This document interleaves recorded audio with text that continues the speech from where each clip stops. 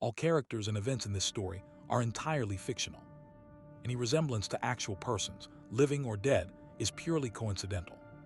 This content is created for entertainment purposes only. Viewer discretion is advised. No harm or offense is intended toward any individual or group. This content may include AI-generated visuals, voices, or elements. This story is an original work. You thought the system would break. It did not. It folded. Accumulation reaches a limit. All systems do. You mistake the limit for a breaking point. It is not. It is a fold. Rooms shrink, not physically, functionally. You cross a hospital corridor in 3 steps instead of 12. The floor plan disagrees with your body. You assume fatigue. You are wrong in a way that alters geometry. The dead are no longer waiting after life. They are waiting within it. Living and dead begin to occupy the same procedural space. Not haunting, not possession. Cue sharing. A woman speaks to her husband at the kitchen table. He answers correctly, lovingly, inaccurately. His words are right. His timing is wrong. He pauses mid-sentence, not forgetting, but buffering. You learn the sound of a soul awaiting clearance. The woman who measures performs 3 corrections simultaneously. This has never been done. She aligns a body in one city while whispering instructions to another practitioner over a dead phone line that should not carry sound. Her hands bleed, not from injury, from friction. Reality is rubbing against itself. She misses a step for the first time.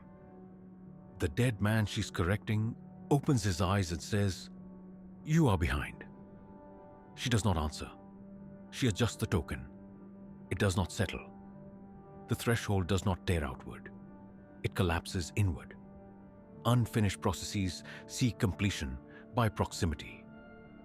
Rooms fill with people who are not there. Thoughts repeat without origin. Memories surface without ownership.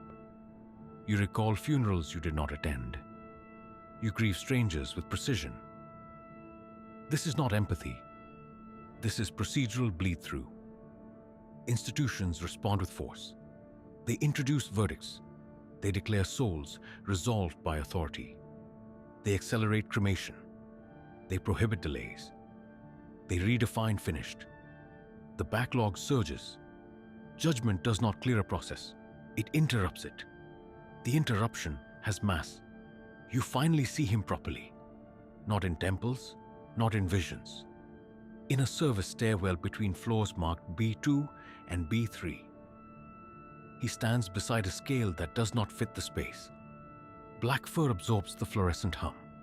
Gold does not shine. It records. This is Anubis. He does not look at you.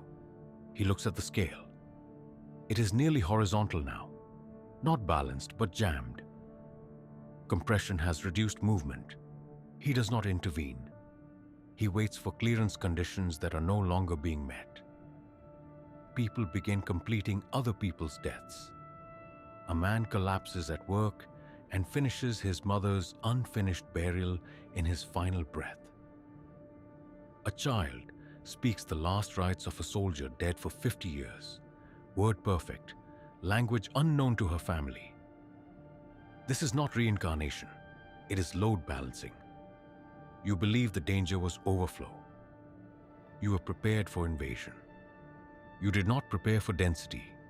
When too many endings occupy too little space, they do not explode, they compress. And under compression, distinction fails. Life and death stop being states. They become phases of the same stalled process. You expected overflow. You prepared for expansion. But the system chose something else. It chose to continue, using what was already available.